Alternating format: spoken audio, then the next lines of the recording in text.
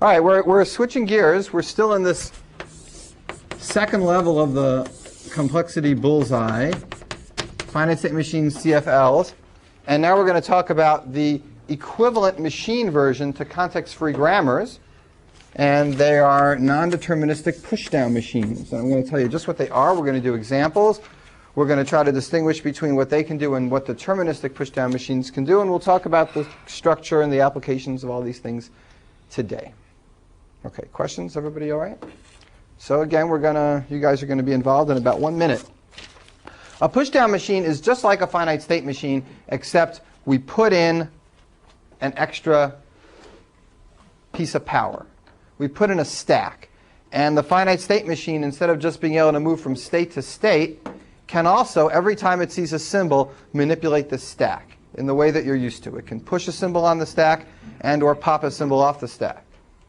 Right? So every single step it moves a state, and then it also manipulates the stack.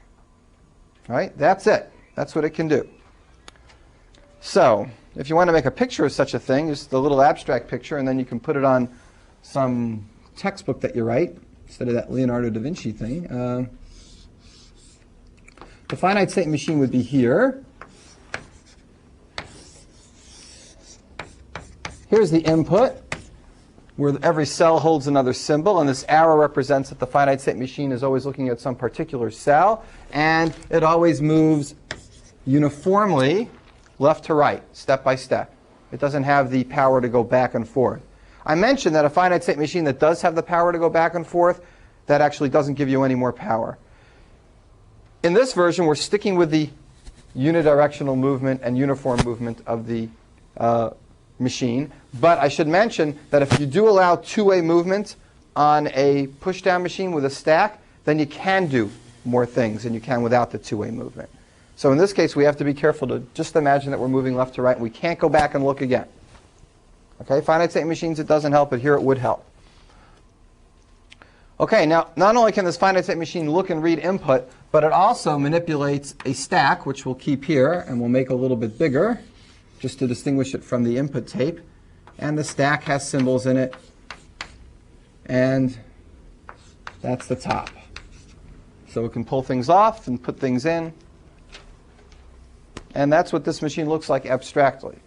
When we're going to write a program to do machines like this, we are not going to write it the way that you see it in some books is they just actually list the transition function, and it's quite mathematical looking and not so intuitive. We're just going to expand on the notation we use for finite state machines and add in the stack manipulations in that notation. So it looks very much like what you've been doing up till now, except with extra things on the arrows.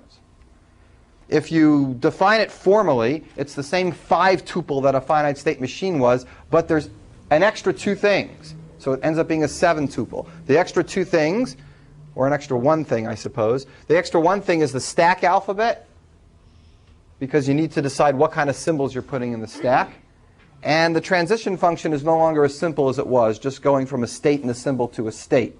Now it goes from a state and a symbol and the top of a stack and a stack symbol to a state and a stack symbol. So everything's a little more complicated formally, but intuitively it won't be so bad. So let's start with some specifics. Let's take a language that we know is not a finite state, that has no finite state machine, that's not regular, and let's try to build a pushdown machine for it. Let's first do it intuitively to make sure we know how we could use the stack to help us here, and then we'll actually write the machine out, so you'll see your first machine. So who's got an idea? How do you accept things like this? You only have a finite number of states, and depending on what state you're in, you're allowed to manipulate the stack depending on what symbol you see. So let's think of an idea before we write it out. Every time you get a 0, you push something on the stack. Okay, so read a 0. Read the thing left to right. If you see a 0, we'll push something on the stack. Say an X will be for a 0. Right? So we're putting X's on the stack. And then when we see a 1, we just start popping things off the stack. And if we hit the empty string, or when we hit the end of the string, the same time the stack is empty, then we know that it's OK. And if we hit anything else along the way, we just die. So like if the stack runs out and you try to pop, that's just the end of That's a crash, right. That's a non-accepting computation, right. Or if there's no arrow defined, if there's a symbol on the stack that doesn't say what to do with it. That's a crash. The same, pretty much the same as before. If there's an error that isn't defined, it's a crash, and it's non-acceptable. So let's write a machine that does it. Here's how we'll do it. We have a start state just as we did before. And we'll indicate semantics of these states. So this will be the push state. This is the state that we're hoping to see zeros. And we're going to push things on the stack when we do. All right, so let's write it out. If we see a 0, we stay in the state and we keep pushing. If we see a 0, we stay in the state. But there's more that needs to be on that arrow. We have to say what was on the stack before and what we want the stack to look like now. So this is a matter of notation, and this is my own notation, which is kind of the way a lot of books do it nowadays. It wasn't the way people did it 10 years ago, and I don't know if our book does it precisely the way I do it, but it's close enough. What I like to do is I like to write the top of what's on the stack currently as the next symbol. Right now, the stack we imagine would be empty, and I think of Z as the empty stack. You can check if the stack's empty. Z is the bottom symbol in the stack. So if the stack is empty, then we're going to put an X on it, and I write that like this, XZ.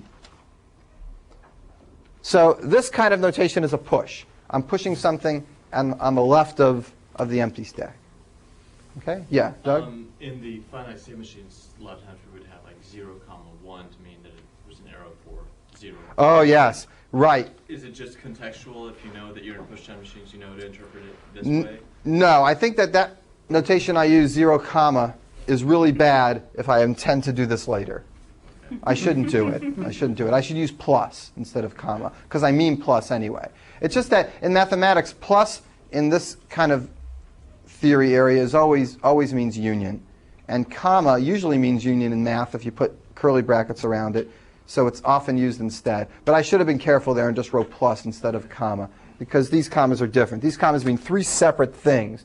0 combined with the empty stack, push on the empty stack, and then go back to where you were. Yeah. See what the 3 things are. Yeah, this is the symbol you're reading. Yeah. This is what the top of the stack looks like now. That's what the top of the stack looks like when you're done. So XZ. Z is a stack? Z is a symbol that sits on the bottom of the stack. It's the empty stack. So what happens the second time through? So I've done that once. I have XZ. Now I get another 0. You can't use this transition the second time through because there's an X on the top of the stack. Okay. Michael's right. I mean, if I just have this machine right now, it can't do any more pushing. It can only do 1 push. You're right. And I'd be dead, and I wouldn't accept anything. Well, I don't got any final states. I'm not accepting anything anyway yet. But you're right. That's a problem. We have to add in another transition. So I'll put it up here. 0ZXZ, 0 X. XX. So if you see an empty stack or you see an X, and there's a 0 as your symbol, push an X on the stack. This just means push an X on the stack if you see a 0. Sometimes, you see how I have 2 things here? Sometimes, if you just want it to mean this, you would write this. 0, anything, X, anything. Okay, whatever's on the stack, if you see a 0, stick an X on top of it. That's all this really means. I'm just being formal here, and I'm writing down all the possibilities. The only symbols in our stack are going to be X and Z, the empty stack. There's always Z. That's the empty. The thing in the middle, because is it just 1? It's whatever's at the top of the stack? Do we look down multiple layers into the stack? All you can see is the top. The top. Yes. It's a stack, right. It's a real stack. Like those plates in the cafeteria, I think. All right, so I'm reading the zeros. I'm reading the zeros. If I ever read a 1 here, what happens? Pop a 0 off and go to a different state. I need to go to a different state because I have to remember that now I'm in a popping mode. If I stay in the same state, I'd be able to push zeros on again, and I don't want to be able to do that. So if I see a 1, I pop. Sorry. If I see a 1, X, I pop. Here's how we write pop. We write the top of the stack like we do before, but here we say pop. Okay? Sometimes books put an empty string there or something. But that confuses me because I always think of the empty string as being an input symbol, not... I just like to write pop. It's clear enough. And now we go to another state, which we'll call the pop state, because this is a state that we're doing popping from. And in this state, what should the transition be? We want to look for only 1s here. And 1X. we're going to pop. If you see a 1 and there's an x on the stack, pop that x off. You're matching up the 1s with the x's that represent the 0s that you pushed on before. Okay. All right, how do we finish this machine up? This machine doesn't have any accepting states. This machine doesn't do anything yet except push x's on a stack and then pop the x's off as it sees the 1s. What do you do next? Okay. We need another state. That'll be the accepting state. How do we get to that state? If you, well, because almost, that's the right idea. If we saw 1 and it's already an empty stack, what does that mean? That means we got too many 1s. So actually a 1z should go to a dead state. So it's going to be the empty string, z, and you're allowed to do this too. You're allowed to leave the stack alone. You're allowed to do nothing. You're allowed to push, pop, and no, don't touch it. See, actually, technically, you're not allowed to leave it alone. Technically, if you want to leave something alone, you have to push something on it and then pop it off. So you just go from one state to another. I mean, technically, all you can do is push and pop, but it doesn't affect your ability to leave it alone. You can just add 2 states. So we might as well say you can leave it alone. So you can leave it alone, and then you accept. So, yeah, questions? Arbitrary question, but if the stack is empty, Yeah. then we can't pop anything off. And the way to find out what's on there is that how do we find out that it truly is empty?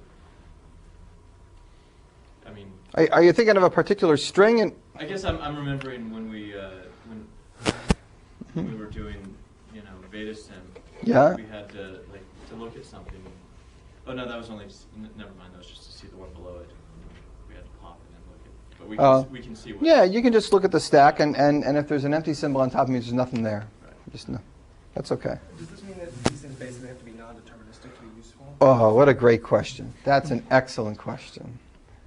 A really excellent question. No, it's really a good question. And for finite state machines, whenever we had an e-move, that was automatically non-deterministic, right? Because it meant that you had a choice to follow the real symbol you just read wherever it tells you to go, or to follow that e-move somewhere else and follow the symbol wherever it goes. And that means you had a real choice. All right? Now, in these kind of pushdown machines, the presence of an e-move does not necessarily imply that it's non-deterministic. So what does it mean to be non-deterministic? Intuitively, non-determinism means that you don't know what to do, that you have a choice. And an e-move in a finite state machine means that you have a choice. But an e-move here doesn't necessarily indicate that there's a choice, because there's another piece of input that you have to combine with it before you can do anything. So on an e-move in a finite state machine, if I see nothing, I can always go down that arrow. But here, if I see nothing, I can't always go down this arrow. When can I go down this arrow? If I see nothing and the stack is empty. I'm not allowed to go down this arrow every single time. If I see a 1 and there's an x, I can do this pop. But if I see the empty string, I can't just do this pop because I feel like it, because there is no arrow empty x pop. If I put empty x pop on this loop, that would be a non-deterministic machine. Because then, seeing an x on the stack and not looking at any symbol, I could pop. Or seeing an x on the stack and seeing the 1, I could pop. It's 2 different choices. Yeah? How are we constrained from, say we had 0, 3, 1 to the 7, and we come in and we pop our stack to empty, and then we just do an e-move over with the empty stack?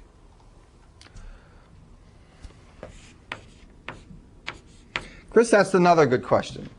And this really picks on a technicality. But before I answer it, let me make sure everybody understands this. The definition of non-determinism for these pushdown machines is long and complex, but intuitively it's very simple. If you don't have a choice in your machine at any step, then it's deterministic. E-moves do not necessarily give you choices because they're combined with stack symbols. So if you have a unique input stack symbol for every choice, it's still deterministic. Here we have empty z, so that's still going to be deterministic because there is no other z combined with anything off this circle. If Z combined with anything else off this circle, then it would be non-deterministic. Yeah, Don, I'll get to your question in a second. You had said that if you had a 1 or empty X or 1Z, I forget which one you used, that it would then be non-deterministic. Yes, if I put this in here, empty X pop, that's non-deterministic because when I'm sitting here and I'm staring at the 1s, I can either read the 1 and pop, or I can just pop as many as I want without reading the 1. Okay. And that gives me 2 completely different computations for the exact same string. I forgot how the empty worked for a second there. Okay. Okay. Are implicit paths to dead states, those are okay in a deterministic pushdown? Like you don't have to draw everything. Right. You assume that any arrows that aren't there are dead. Right. Right. But Chris asked a really, really good question, the answer to which requires a technicality that I really don't want to get into because it gets away from the gist of what's going on. But I do want to deal with the question because it's a good question. What if I throw in 0, 3, 1 to the 7th into this machine? What actually happens? We push through the zeros. We got 3 X's on the stack. We start reading the 1s. We start popping 1s. We pop off 3 1s. Now, if we do pop off another 1, we're going to crash. So that doesn't work. But after popping off 3 of them, we can read no symbol at all. Notice that the stack is empty. Go over here and accept. But then you see another one. So, You wouldn't be able to do it because you. right. So at this point, right at this point, then we still have more symbols on, and then we'd see a 1, and then it would crash. Okay. So it's right. It's similar to what you had before, but it's a little tricky because here you can kind of eat things up on the stack or decide when you're going to jump off. But it's still deterministic. Okay? There are some technicalities with this distinction between non-determinism and determinism that if it really bugs you, and I don't mind if you do this, if it really bugs you and you don't like this empty string and you just want to know when you get to the end of the string, use like a pound sign for, imagine there's a pound sign at the end of your input string. A special, terminating symbol, like a period at the end of a file or a control D or whatever there's at the end of a file. Imagine that comes at the end of your input and you're looking for it. And in that way, I could replace this epsilon with a pound sign and it would take away any of these funny issues. So that way, epsilon would be used for when you really want, kind of a random choice to go out, and pound sign would be used for when you hit the end. So if you want to do that and epsilon bugs you, then you can do that. But there's officially no problem with using epsilon here. It's okay. So do we have to have some state going out of the accept state on 1s or 0s? They're all dead. Do you have But to draw it keep in? this deterministic, don't we have to do that? No, they're all there. I just didn't draw them. Every combination of 1 and 0 with X and Z is there, and they all go to dead states. But if you don't draw it, that makes it non-deterministic, doesn't it? Because it doesn't have arrows going out on the... I guess... Technically, right. To be non-deterministic. Right. In a deterministic machine, you assume the presence of every combination of input symbol. In this case, both the input tape and the stack tape. So just for convenience, because there's a lot of those, even for deterministic machines now, if we don't draw them in, we just assume that whatever ones I left out are there and go to a dead state. So I could draw them in if I want to. But it doesn't make it any less deterministic in practice. All right, everyone, questions about this example? This is the simplest example there is. This is the 0 to the n, 1 to the n, the one we couldn't do for finite state machines. And now that we added a stack, boom, we can do it. You can put any symbol on the stack. Yes. And in fact, the stack alphabet is as long as you want to make it. Just like you can use more than 0s and 1s. If for your input, you can have X's and Y's and Z's and as many as you want. And you're supposed to specify what the stack alphabet is before you start. I should mention, actually, that if I restrict the stack alphabet to a single symbol, like if I said you couldn't use anything but an X, then you can't actually get all the non-deterministic push-down machine power. It's not powerful enough. You have to allow a general stack alphabet. A stack with just one symbol is called a counter, because all it can do is count. Right? It can't do palindromes, for example, because it can't remember the pattern. It can only count. You need 2 counters to simulate a general stack. Yeah. So I could throw 2 single symbol stacks in here, and that would be the same as having 1 stack. So you need 4 counters to do a Turing machine. Maybe we'll do that if we have a lot of time next week. Yeah. If the stack has a language that's equivalent to the language we're using in the machine, so for example, we're using ones and zeros, which means we've got two different symbols. The stack has two symbols. Does it have full power? I mean, Yes. If the language only has one symbol, the stack still only has one symbol. Would it still have full power? Oh, that's a good question. You mean if the input alphabet is just zeros, In the stack. can you still do every context-free language over zeros with just a single stack symbol? I don't know the answer. So it's That's not a good question. necessarily in equivalence with the language. No, it's got nothing to do with that. You need general stack symbols to have full power in a non-deterministic machine. If you restrict it to one symbol, you don't have full power. But maybe for single alphabets, they're equivalent and it doesn't matter. I don't know. That's a good question. I'll think about it this afternoon. That's the kind of question I just put in a quiz and then it ends up being a paper 3 years later. Now, I don't know if that question is easy or hard, but it's interesting. I don't know the answer. Okay. Questions? Do people build these machines? You mean like in their backyard and stuff? I mean, can you buy a push-down machine with A Radio Shack? Yeah, with extra batteries. No, not really. I mean, you can simulate them. You simulate them. What Yak pretty much does is simulates the action of one of these push-down machines, more or less. But you write a program to do this, and the program has the data structure of a stack. So you don't really, have a machine that just does this. It's too simple. Well, there are like finite state machines you can buy, right? That do control stuff. Oh, I see. You mean like... It's one of those. Oh, sure. There might be microprocessors that have programs that are really push-down machines inside them. But even you're not really buying finite state machines. You're buying a whole program that just happens to be simulating the finite state machine. Oh, I take that back. I bet you traffic lights are just finite state machines without... Nowadays, they're probably microprocessors. Yeah, you see, certainly 30 years ago, there were machines that were just finite state machines. And I'm not sure if there's actually, yeah. No, your toaster's a push-down machine. No. I didn't.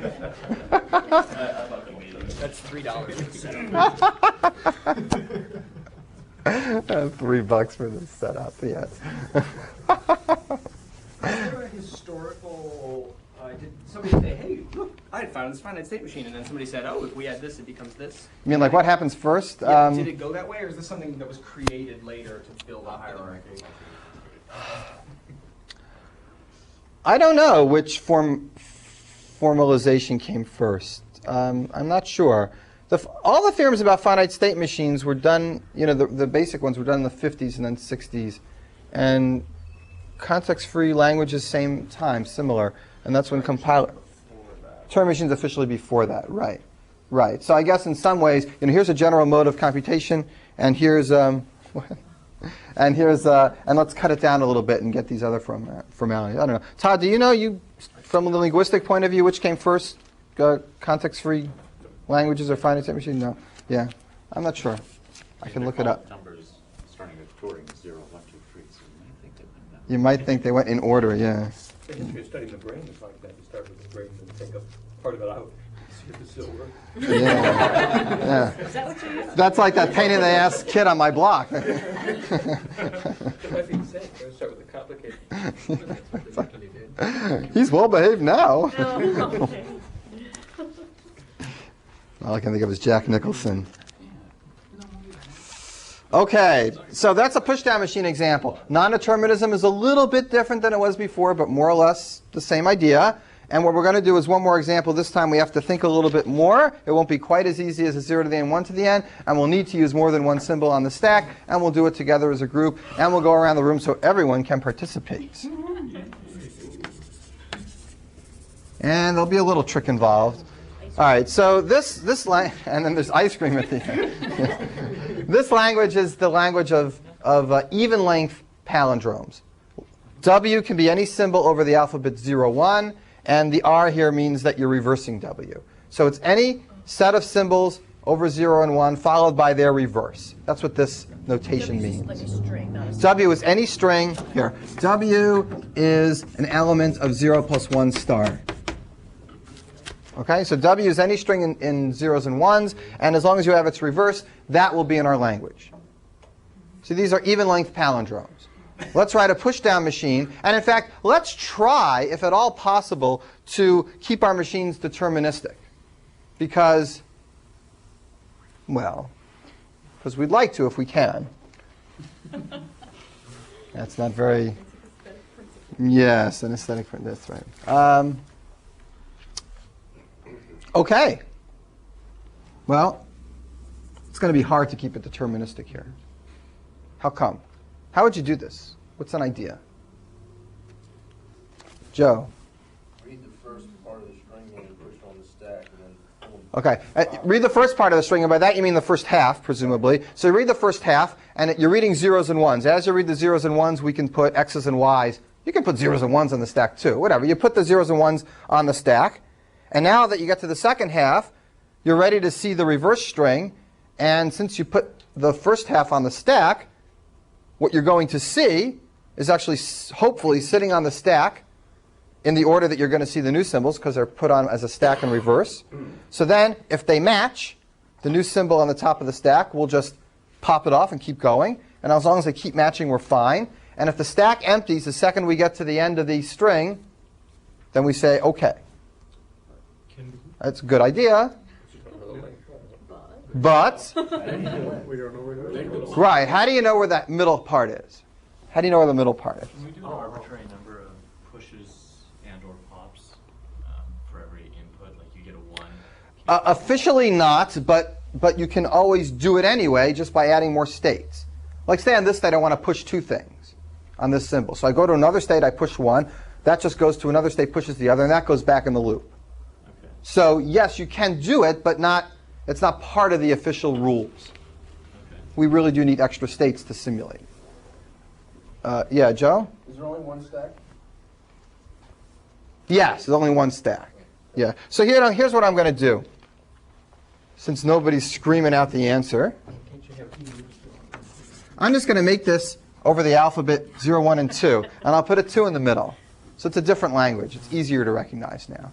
When you see the 2, then you send a message to Joe to start doing the second half. It's much easier, I know, but everything we do with this is going to be very similar to the way you do it without the 2. So we might as well do it with the 2 if it makes everybody feel better. And then we'll fix it. Why not just connect the states? It is a good strategy to use in general. Mathematicians do this all the time. Computer scientists do this all the time. You have a really hard problem, and it just makes you uncomfortable, and you're not sure you can do it. But you see another problem that's really similar, and you're almost certain you can do it. So just do the one you can do, because very often your discomfort was completely a fantasy. And when you're done doing the problem that you thought was easy, you say, oh, that first one is really the same thing, and then you're done. Not very often, but it does happen. It does happen. It really does. So can you just have one state that pushes whatever it is you get, Yeah. and then a second state that pops Hmm. the same thing, Mm-hmm. and in the middle it's a non-deterministic. It always goes if the state's the same. That doesn't really describe something that looks like. Yeah, no, actually, you're doing a great job. You have just the right idea, but you're doing it without the 2, and I want to do it with the 2. So I'm going to have the 2 that goes in between, No. and then we'll do what you're right, which is right. It's a good idea, Michael. Michael's smart. All right, we're going to do Joe's strategy here. So we'll call this state Joe. It's really the push state. All right, it's the Joe state, and we're going to just read zeros and ones. And as we read zeros and ones, we're going to push x's and y's. I don't want to push zeros and ones only because anybody who's not completely used to the notation yet is going to get mixed up which part of the comma is the symbol and which is the stack. And maybe none of you will, but I'll pretend I will. All right. I'm going to stay pushing here. If I see a 0, what do I do? I push in X. Do I care what's on the stack when I'm pushing? So I'm just going to write any. Okay, 0, anything. push an X. 1, anything, push a Y.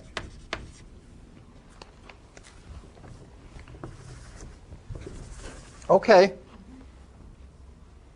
I'm munching up the zeros and ones. If I see a 2,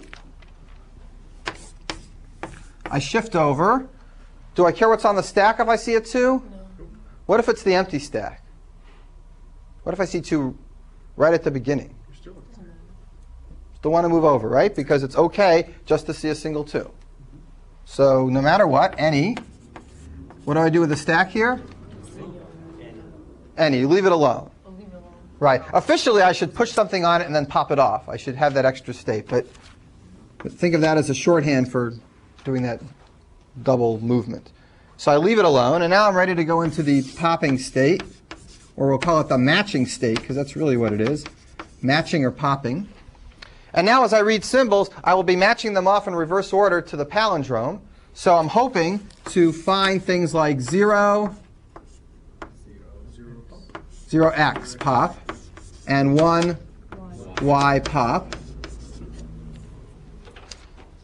If I hit a z when I'm looking at a 1 or a 0, I'm dead, right? That's no good. If I hit a 1x, I'm dead. If I hit a 0y, I'm dead. All of those arrows that I'm not drawing in here are implied to go to a dead state. You don't draw them all in on pushdown machines because there's just a lot of them. And it makes it ugly and messy. So let's assume that the ones that aren't there go to dead states. How do we finish this up and succeed? If you are at the end, you empty string, z, leave it.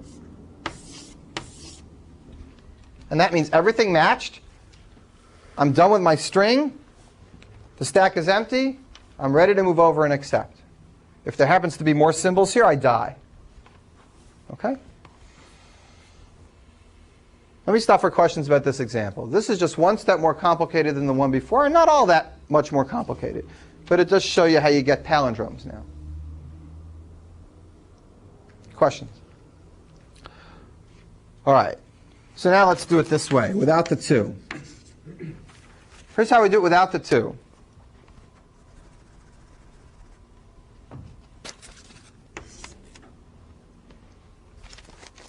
So you have to try every possible.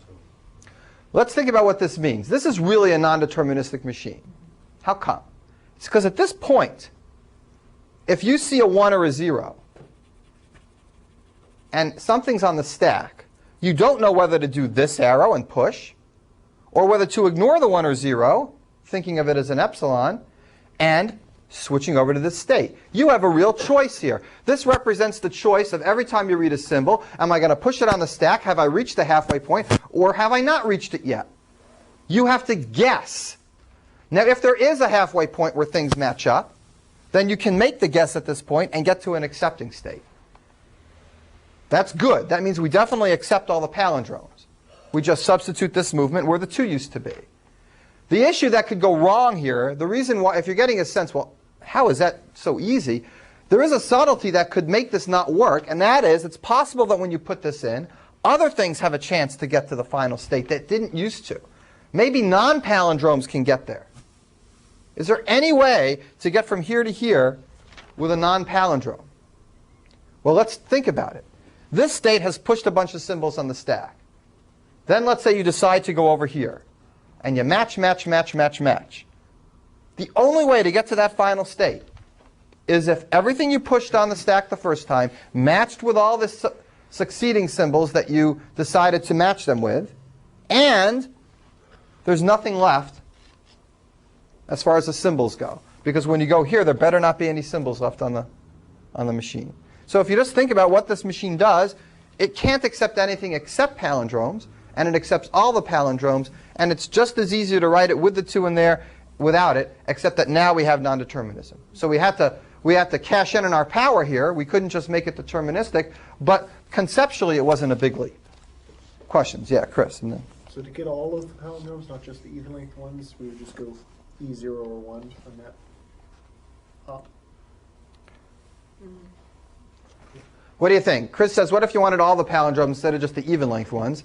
Then here, instead of guessing you're at the halfway point, you would guess that you've hit the middle symbol, and that middle symbol could either be a 0 or a 1. So instead of having an E here, you wouldn't even have an E. You would have, You would have you would want even. Oh, but you want even also. You don't just want odd. Oh, if you want even and odd, then you could have a 0 here, or a 1 here, or an E here. And still, you would get only even or odd palindromes. Yeah, absolutely.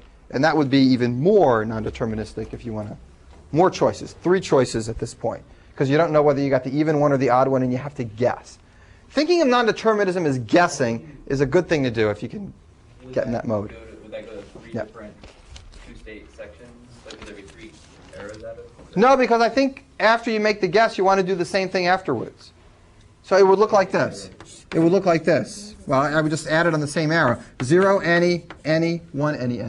You would just add it right You down. morph them together like that. Yes. Yeah, they really mean different arrows, but it's just, yeah. Neil, you had a question? Who had a question? Oh, yeah. Can you convert this into a determinate machine? No. No. Non-deterministic pushdown machines cannot be converted, generally speaking, into deterministic machines. You can't do the same trick we did before. And the reason we can't do the same trick we did before is because before, this is a really, really important question. So I'm not just, maybe I should slow down with this answer. It's a really important answer. You know what? I'm going to hold off because I'll talk about it in a minute. It's very important. It's going to be the next thing we're going to talk about. The relationship between determinism and non-determinism. You really need non-determinism here. You can't do this with a deterministic pushdown machine. There's no way to do it.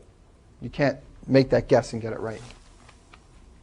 You have a question, Michael? Can these machines do WW? This means all the strings whose first halves are the same as their second halves. So they can't. They're too stupid. If you had 2 stacks, you need 2 stacks? 2 stacks, you could certainly do this. Right. But you can't do it with 1 stack. If you try the same strategy and you push the first half on the stack, then you got it in the wrong order. Could you do this with a 2-way machine? A machine that can go back? Yes, you could, because it can read it backwards. Remember I told you that if you make these things 2 ways, you actually increase power? So that's an example of that. It sort of gives you another stack. Not exactly. No, not quite another stack. String. Because a two-way pushdown machine is not quite as powerful as a Turing machine. Right. But it's more, well. The interesting thing is a 2-way deterministic machine. Let me show you a picture. Non-deterministic pushdown machine. Deterministic pushdown machine. I just told you that making this 2 ways, sometimes gives you more things that you couldn't do before. So a 2-way non-deterministic pushdown machine, can do a lot. And a 2-way deterministic pushdown machine can do more than a deterministic pushdown machine. But here's what it looks like. A 2-way deterministic pushdown machine is bigger, but there are some things that are here. Looks like this. Let me see if I can make the picture right.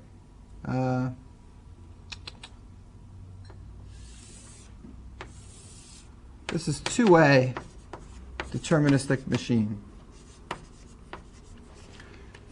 A 2-way deterministic machine has some things that can't be done with a non-deterministic 1-way machine. But there are some things that a non-deterministic 1-way machine, there are some things a 2-way machine can do that non-deterministic machines can't do, and things that non-deterministic machines with 1-way can do that 2-way deterministic machines can't do. It's not just this containment thing anymore. Suddenly it starts to spread out. Remember that picture Mike Zipser put up on the board with all those levels, and then they started to cross over each other, and he was at a different level. He was in the co-NP and RP and all these other classes. But people who do his kind of research, they live in that world of trying to figure out the relationship between the classes. And you see diagrams like this all the time. Yeah, Chris? Does it actually encompass all of deterministic? Oh, yeah, it does. I should write it like this. Yeah, it does. That's better. You're right, right. Anyway, that's a side thing. You could make a machine with a cube rather than a stack. Is that a different kind of thing? No, that's an exam question. What do you think? What do you think about a queue? How many stacks can a queue simulate? Can a queue simulate a stack at all? If you wanted to do pushing and popping like a stack and all you had was a queue, how would you do it?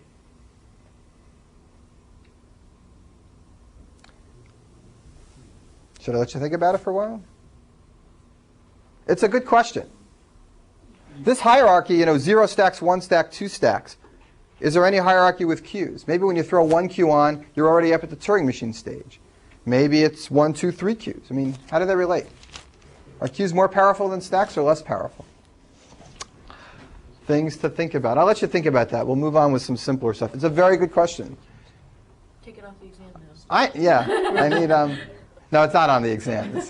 How come nobody's asking just like nice, straightforward questions? Jeez. All these really, excellent questions. Really excellent. You're thinking just like you should be.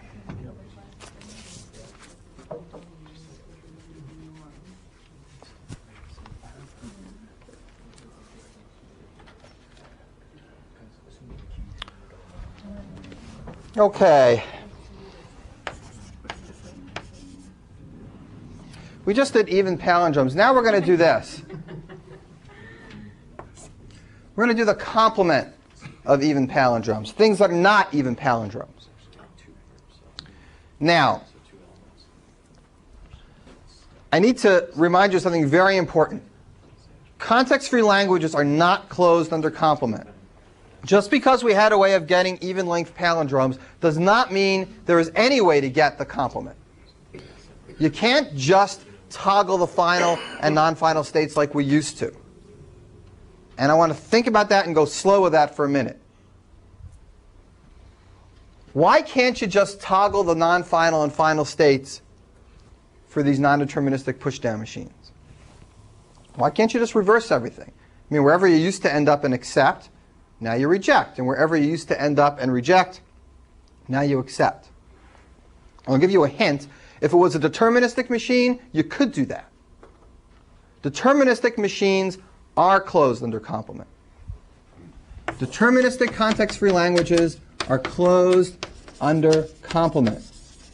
Let me tell you what that means. If you take the complement of a deterministic context-free language, you get another deterministic context-free language. It stays there. If you take the complement of a non-deterministic context-free language, you don't necessarily get one. It goes out possibly into a higher level. So you can do the final toggling trick for deterministic context-free languages. It's the same trick we did for finite state machines, no more complicated. Why doesn't the trick work for non-determinism? Because it didn't work for non-determinism for finite state machines either. If you toggle states in a non-deterministic finite state machine, you don't get the complement language. You end up accepting all the places that you had a chance to reject before. And the states that you had a chance to reject are not the complement. The complement should be all the ones that always get rejected. Non-determinism doesn't complement easily. So you can't just do tricks with non-determinism by toggling states. So there's no obvious way to show that non-deterministic context-free languages would be closed, and in fact they're not. Nevertheless, in this case, we can still get the complement. Doesn't mean we're definitely stuck. This means we're not automatically in the ballpark. Before I go on and work on this, context-free languages are closed under what operation? Not complement, but under what easy operation? Under union. Because if you have a context-free language, you can do it as a grammar and take your start symbol and point it to the two start symbols of your grammar, and that's the union of the two.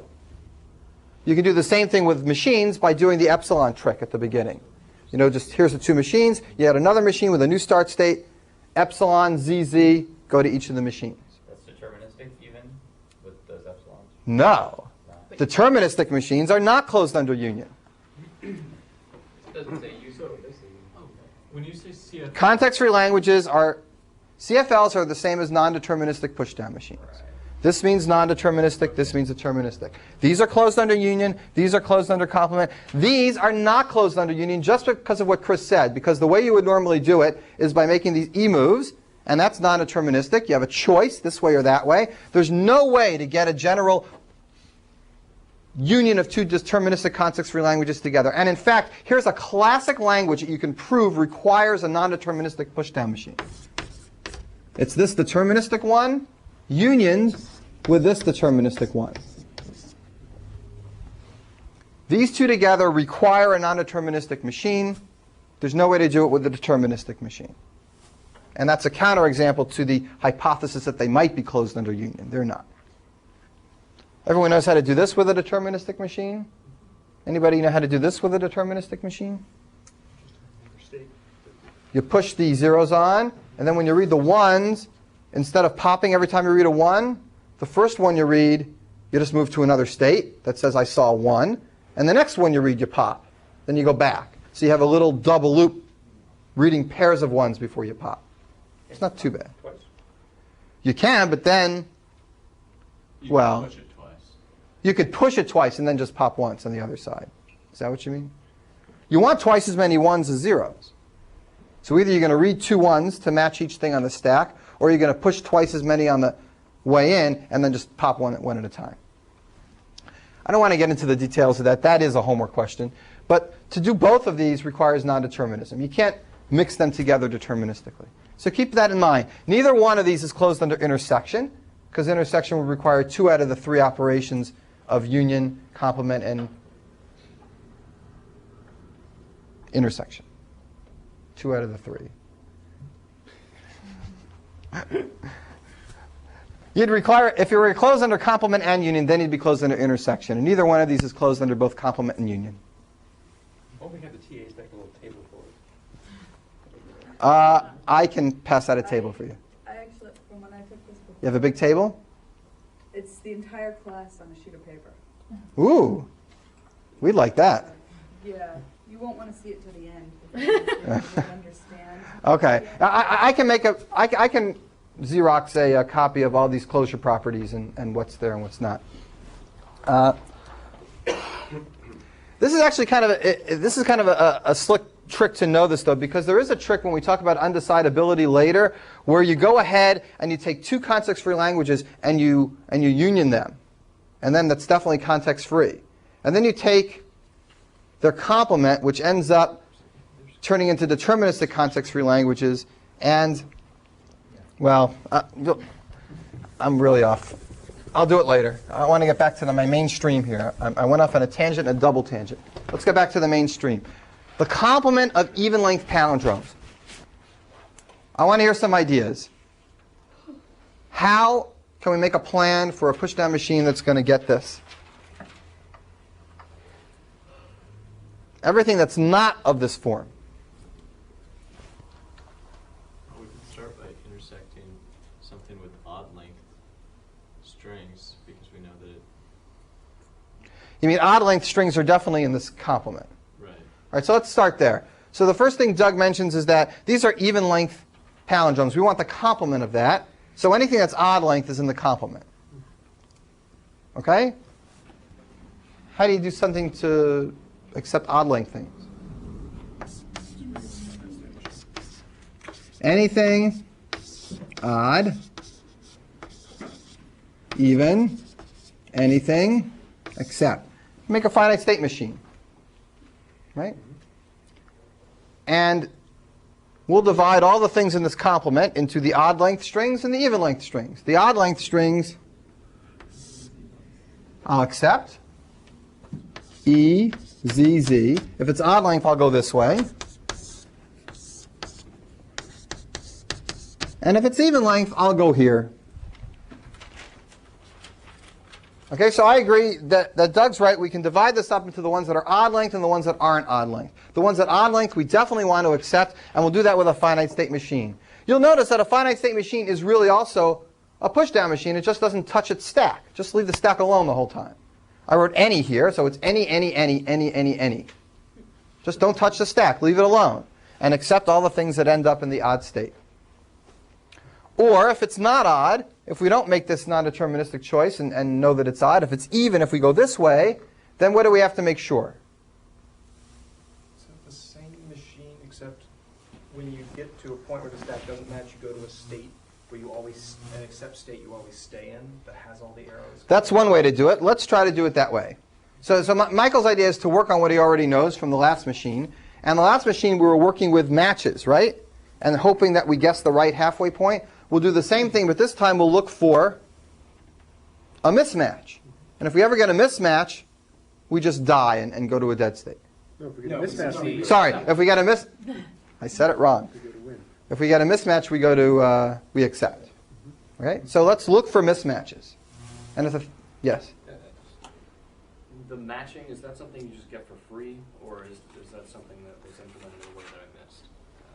You mean checking that the symbols in the second half match the symbols in the first half? We got that because when we read the symbols in the first half, we threw representations of them on the stack. And then when we read the symbols in the second half, we matched the symbols we were reading in the second half with the symbols that were on the stack. So the comparison is what the state is. I mean, The comparison is comparing the symbol on the input to the symbol on the stack.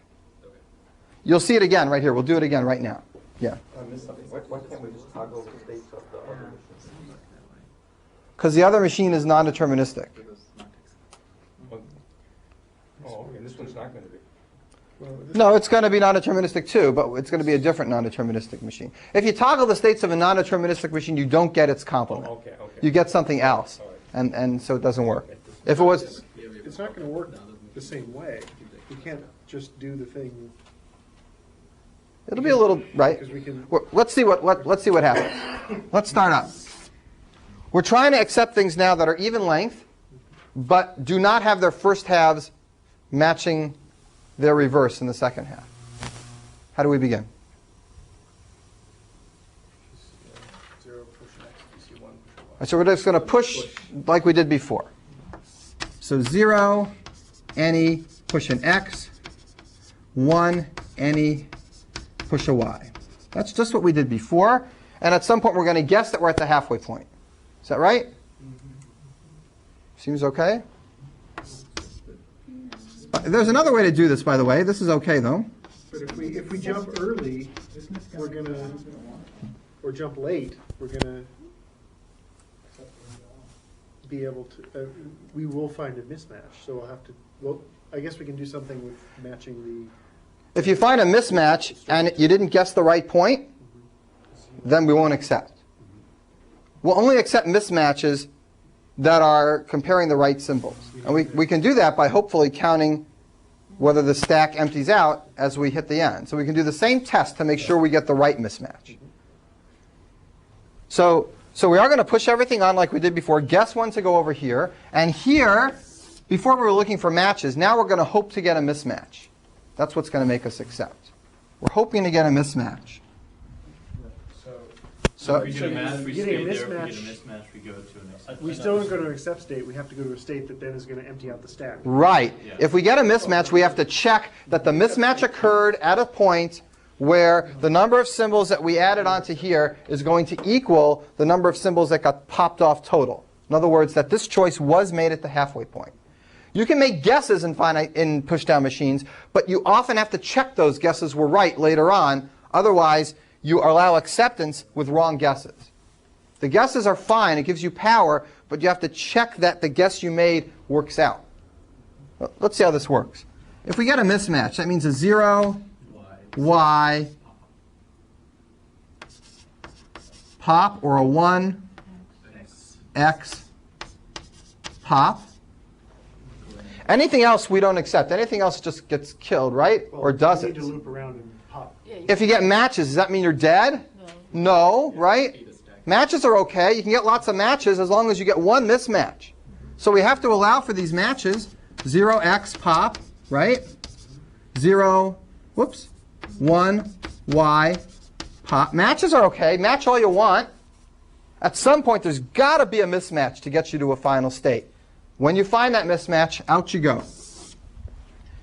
Now we still don't accept yet, because this mismatch could have occurred at the second symbol and the fifth symbol, and the string is 200 symbols long. It meant that you picked the wrong halfway spot. So here we're now going to check that this halfway spot is a legitimate halfway spot, and we do that by continuing to pop symbols off, hoping that we get to the end of our string at the exact same time that the stack is empty. If that's the case, then we pushed exactly half as many before we made this move as we pop. So, say that again, Sham? Any pop. And what's good? If we hit the end of the string, Z, Z.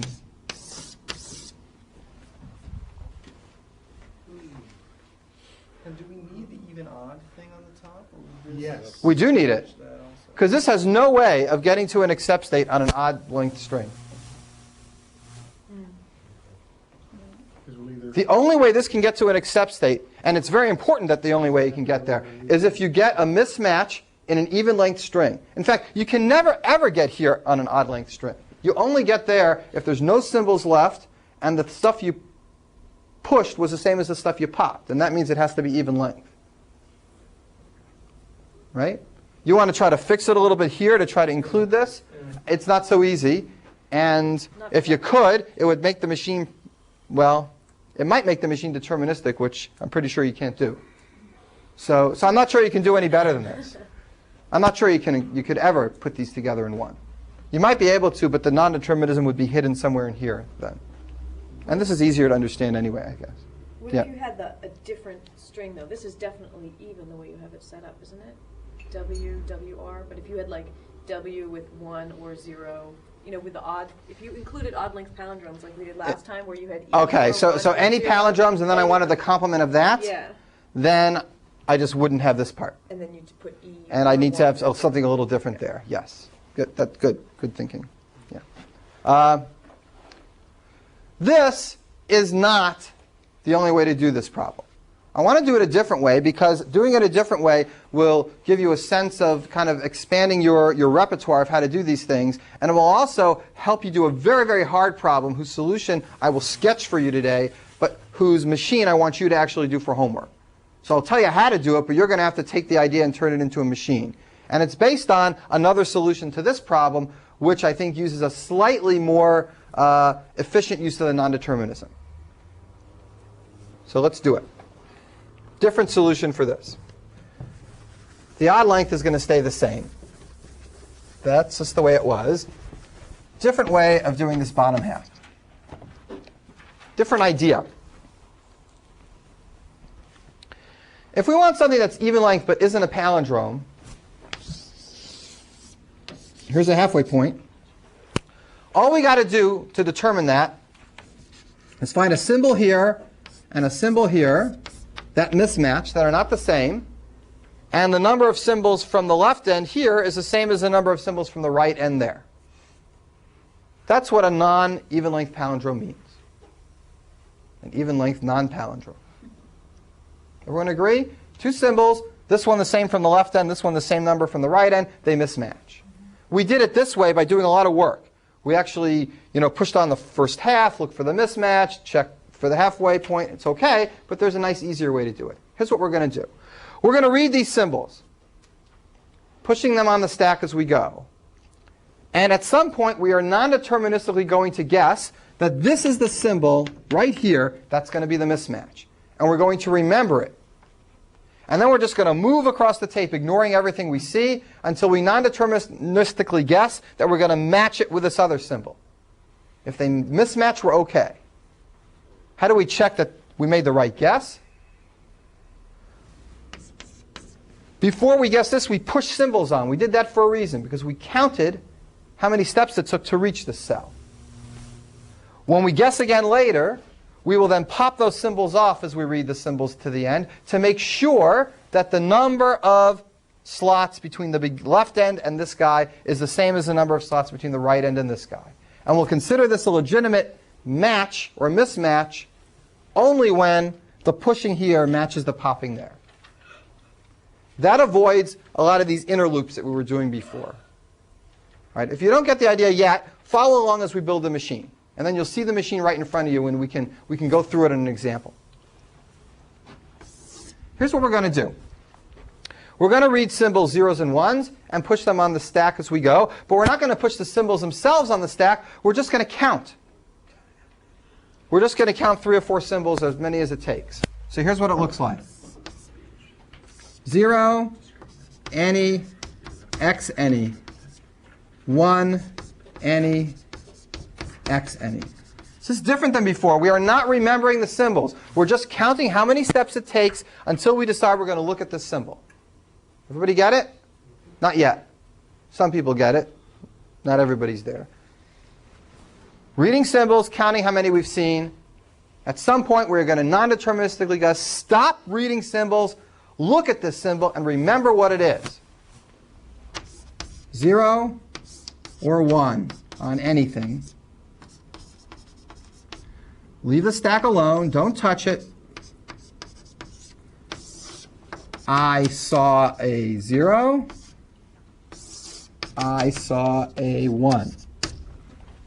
Just like a finite state machine. We're remembering whether we saw a 0 in that arrowed box or whether we saw a 1. If we saw a 0, we're hoping to get a 1 later. If we saw a 1, we're hoping to get a 0 later. So this machine is going to work in parallel. We've remembered the state. We have something interesting about it.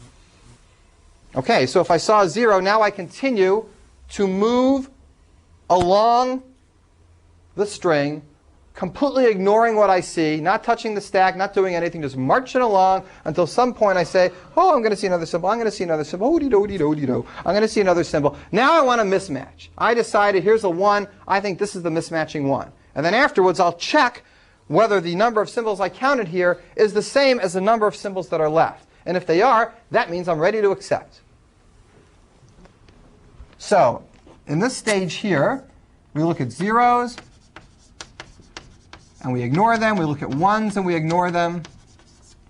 And at some point, we decide, okie dokie, I see a 1, and that's a mismatch. 1, any. And I'll call that mismatch. Here, it's the same thing. 0, any. 1, any. 0, mismatch. So from this top way, if I get a 1, I get a mismatch. From the bottom way, if I get a 0, I get a mismatch. And that mismatch can be guessed at any point. This is a very non-deterministic state, because we can move along, or we can decide to go here. Yeah, Blake? Is there some reason that you're restricting your stack alphabet to just being a counter? Because couldn't you just push, if you see a 0, push the 0 on the stack, or if you see a 1, push the 1 on the stack, and then match it up that way? And then later on, choose if the input's a 1, top of the stack is a 0, then pop, or the other way around? I could do that, but I don't need to do that. That's more or less what we did last time, for the most part. If you did that, you wouldn't be able to just skip symbols here. It seems like it would just make the two middle states, the I saw a 0 Here? state and the I saw a 1 state, the same state. Mm-hmm. The I saw a 0 would just be if the 0 is on top of the stack, and the I saw a 1 state is if the 1's on top of the stack. Oh, I see. I understand what you want to say. You want to read these things through and leave it. Yeah, you could do that. You could use the stack to hold it rather than the state to hold it. I understand what you mean. Sure, you could definitely do that. I just didn't think of that, but I did it this way. Yeah, you could definitely do that. Yeah, good idea. You just want to have The lower branch to I saw a 1, that's supposed to be a 1 there. Thank you, Andrew. Yeah. Definitely. All right, so here we are. Now we made a guess, we get a mismatch. How do we check whether we're OK and we mismatch on the right symbols? At this point, 0, any pop, 1, any pop. And if we hit the end, when the empty stack shows up, then we accept. This is the check that the two symbols we guessed here, and we guessed here, that those two guesses are the right relationship to one another. This is really a different idea than the first way we did it. The first way we did it was a variation on the regular WW reverse, and this way makes use out of non-determinism in a way that encourages you to think of it as a higher level of guessing. You can guess things if you can kind of deterministically check that your guess was right. And that should remind you very much of that NP complete stuff we did, right? How long does it take? You make your guess for free, but then you have to deterministically check your guess. That's really what's going on here too. Okay, questions about this? We're going to do a really, really hard problem now, and I won't write the machine for it, but I will sketch out the idea. It's a puzzle kind of a problem that I could give you and you could think about for a week and not get. Sometimes you might get it in an hour, but it's a hard problem, and I would never give it just straight on a homework all on its own. I think it's too tricky. But if I give you the idea, then you should be able to write the machine. And it's not just a puzzle out of nowhere. It's kind of a nice problem. Michael asked me before whether we could do WW, and what was the answer? Can you do it with the non-deterministic pushdown machine? I said you couldn't. I haven't proved it. We're going to prove it next class with pumping lemmas and stuff. Do it with a Q. You could do it with a Q, I guess, huh? Yeah, so what does that tell you? Yeah, but then you couldn't do the. Oh, no? Well, maybe. You sure? You can do a lot with a Q, right? I mean, here's a Q. Q's first in, first out. And I want to actually do a stack, but all I got is a stupid Q, right? So every time I want to pop something off, it's not in the front, right? It's down in the back. So all I got to do is put something, I put my little marker in the back of the Q, and I pop things off the Q. Out, out, out, out, out, out, out, out. Oh, there's my marker. I just threw away the one I wanted. No, but I can save the one before. I can actually loop it around because I don't really want to lose them, right? Out they go and in back they go. Out they go, in the back they go. There's my marker. Come on, marker. Right in my pocket like a magician. And there's the one I wanted, the one that came out right before the marker. So I can do pushes and pops in a stack way on a queue. It just takes a lot of work. It's a big simulation. A single push and pop is a linear operation that takes time proportional to the number of things in your queue. But you can do it. You just pay for it. Blake, you had a question? No, I was just going to say that, but you need the additional, Yeah. additional state that will build the thing you popped off. Right, but that's one state, that's okay. And you also need extra time. So anyway, a queue can do one stack. Can it do two stacks? Well, you think about that. Can it do two stacks? Maybe. You put an intermediary symbol. Yeah. You can interleave the stacks. It can definitely do two stacks. Queues are very powerful. More powerful than you think. Especially how much attention stacks get. Wait, is it Q that you can pop off the...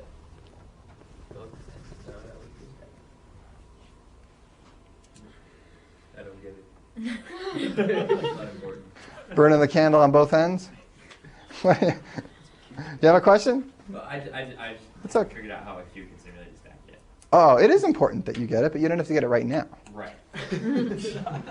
And you will get it probably by lunch. So many things. That's what so many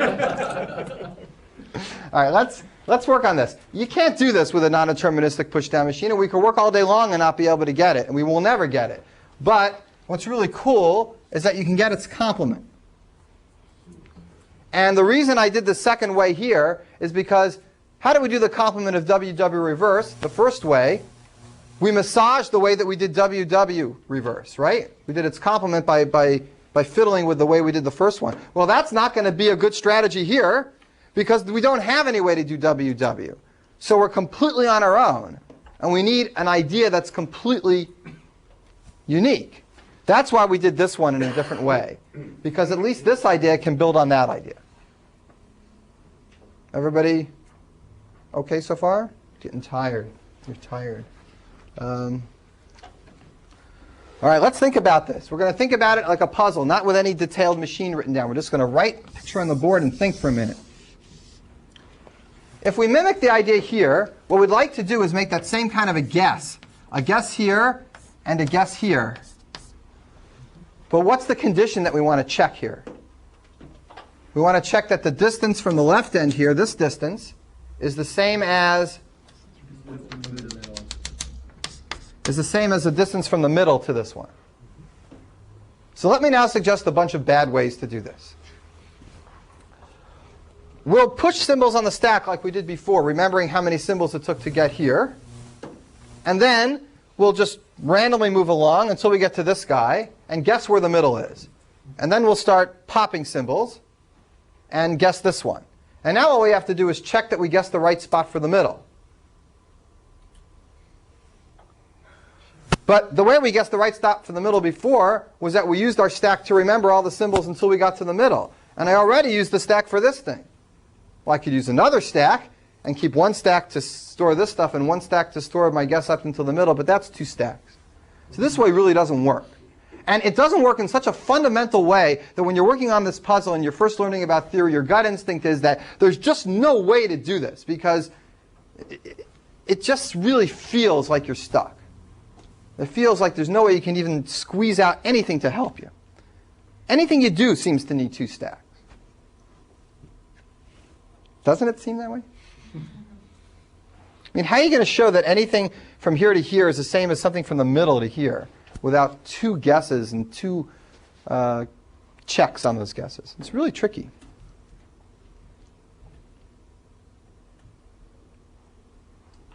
It's really a neat solution. It's really hard to think of. What we want to do is make these 2 kind of checks that we're doing, checking that this is equal to this and checking that this is equal to this. The reason it seems hard is because we have 2 equal numbers that we're trying to check that they're equal. The half to the second half and this first part to this first part. And we can't do that with 1 stack. You count one thing, you can check one thing, but you can't count 2 different things unless you're finished counting one when you're ready to start counting the other. But these are not nested, right? So that won't work. I mean, you can count one thing and then count something else, but that's not what's happening here. So can we make these 2 counting things that we have to check down to 1? That's the trick. Can we interleave our counting, like every other thing that we push on the stack?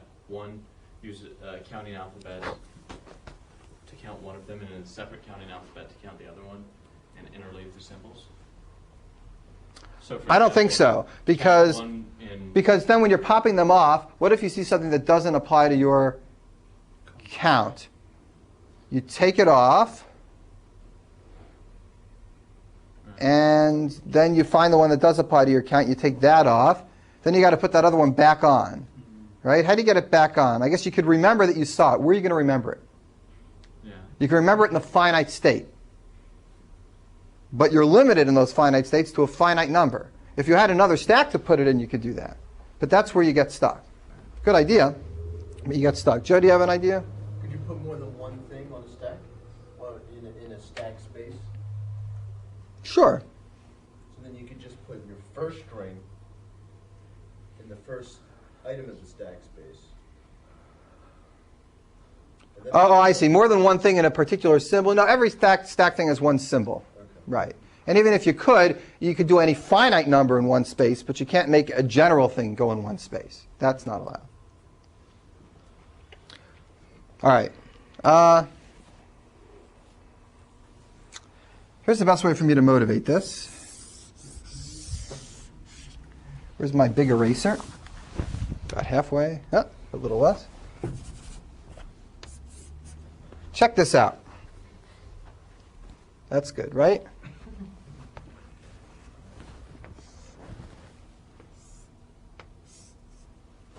Here's the first symbol in the string. This is meant to be halfway.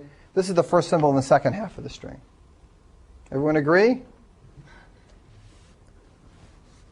If I move over one, then here's the second symbol in the first half. Here's the second symbol in the second half. What's true about these 2 symbols that I want to find the mismatch in? They're separated by half the total length. Right. They're separated by half the total length. Now, as simple as that is to see when I stick an eraser up on the board, or maybe not so simple, I didn't notice this for a few hours when I did this problem. That's the only thing you really have to check, is that these 2 things are separated by half the length of the total string. Now that's something that only requires a single counting. All you really want to do is make sure that the amount of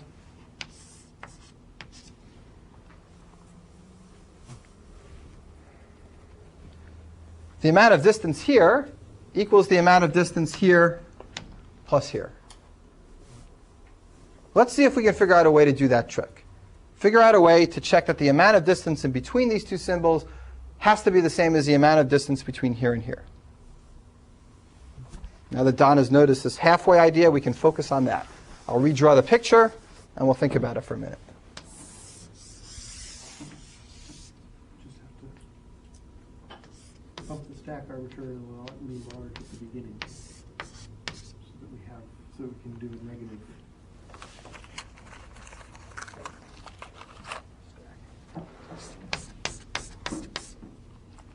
Or just negatives. Negative numbers. I'll make that color.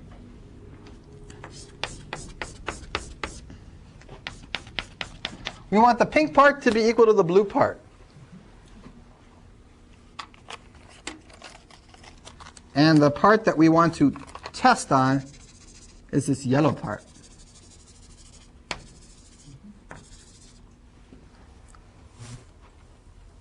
Okay? And we want a unique time in the machine at which point we're going to guess this to look at this symbol, and at which point we're going to guess to mismatch at this symbol, just like we had in that machine. So these are going to be the guesses.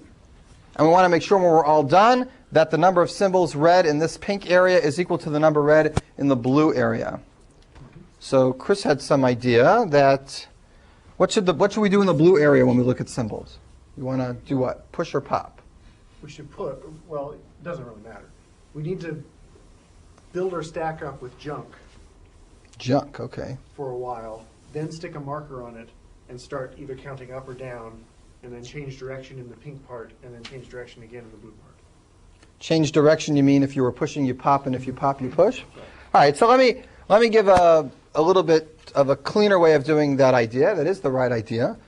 In this area, until we get to this spot, we're going to non-deterministically sit and push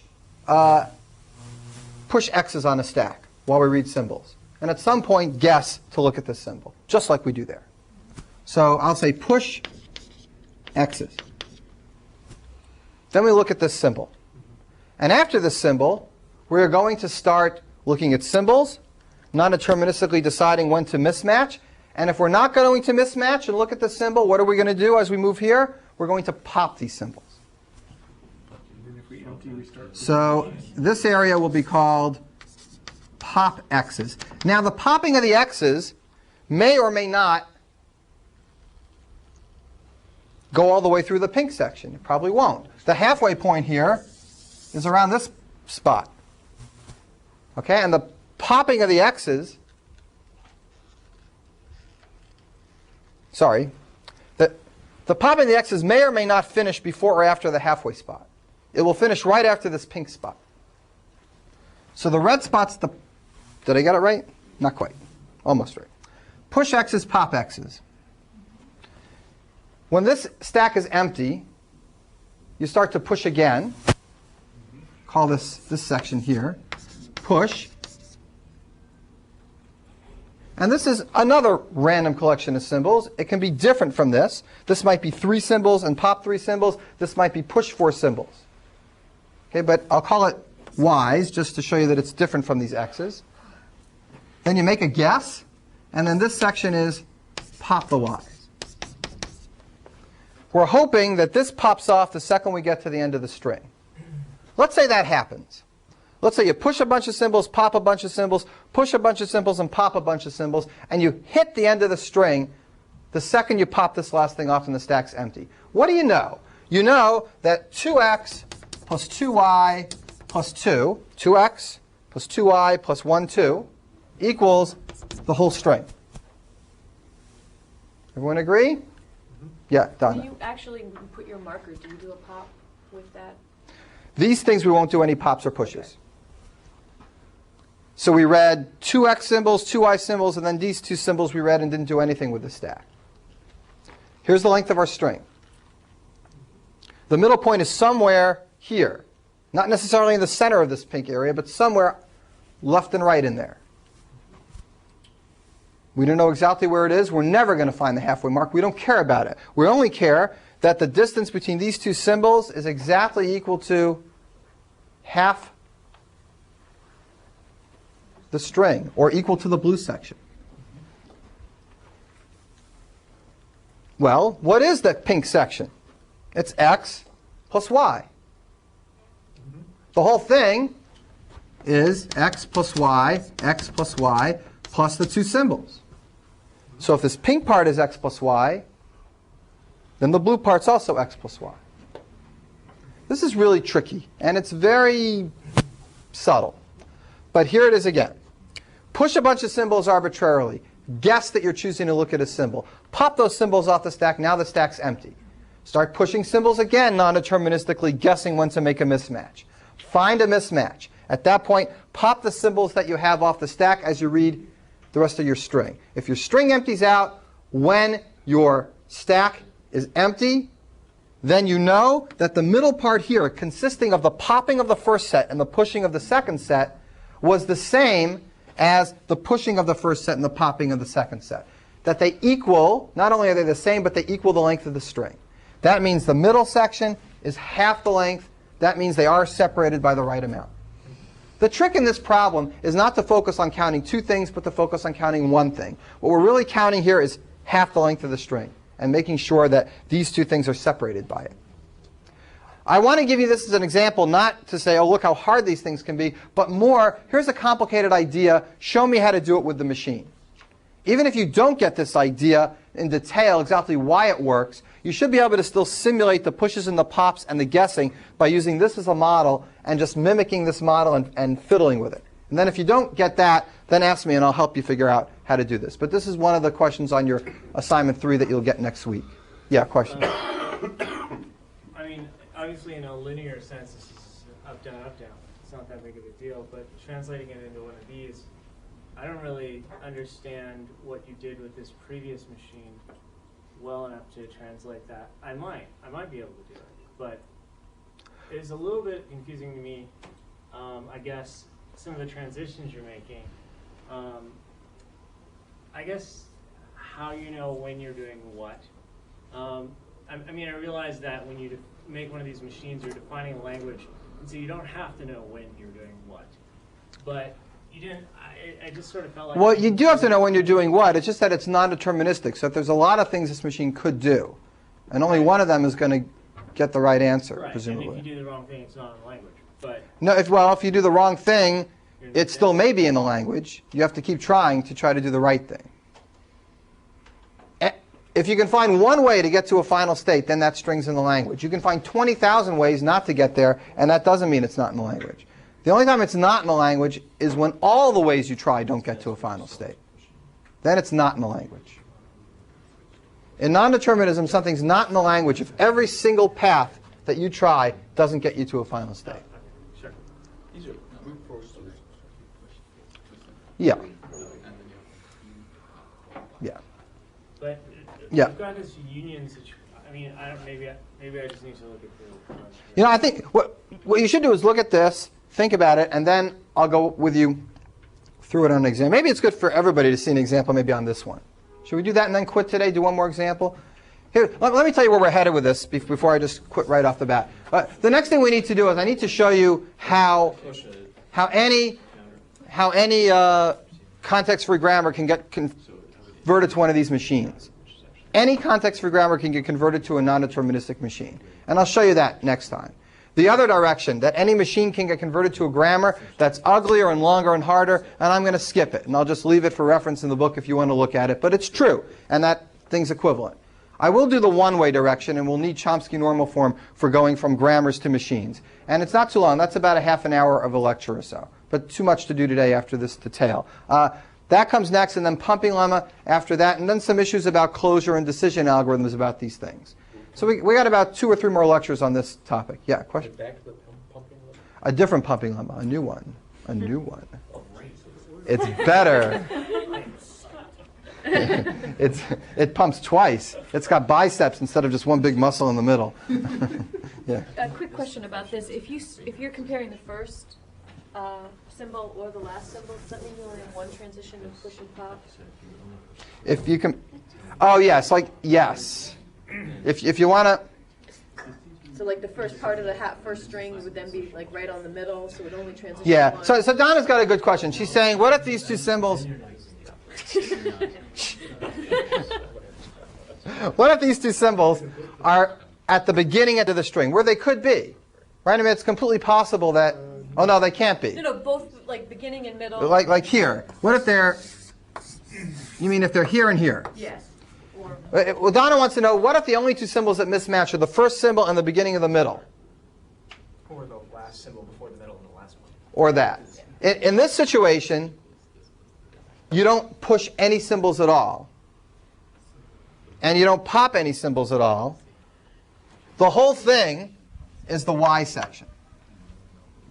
This is all the Y, You're and still this pushing is... and popping symbols, it's just not X's. You said you're pushing no symbols at all and popping. You don't push any symbols for this first section. Oh, for the first section. For the first section, you don't push any symbols. Because you have a non-deterministic choice here every single time, whether you're going to push a symbol or whether you're going to read it. Okay. If you choose to read the first symbol and then move on to the next stage, you don't end up pushing anything at that stage. Okay. And the popping ends up popping nothing. And you end up making a lucky guess, and you just check that this half equals that half.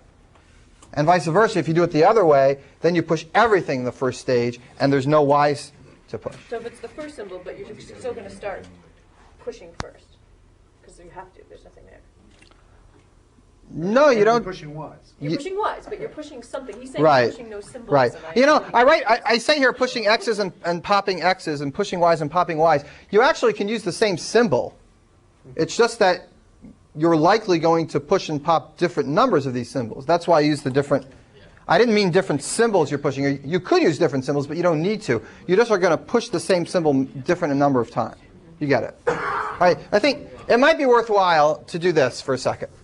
Erase my pretty color picture and do an actual computation of this machine on a non-even length palindrome, just to show how the computation works.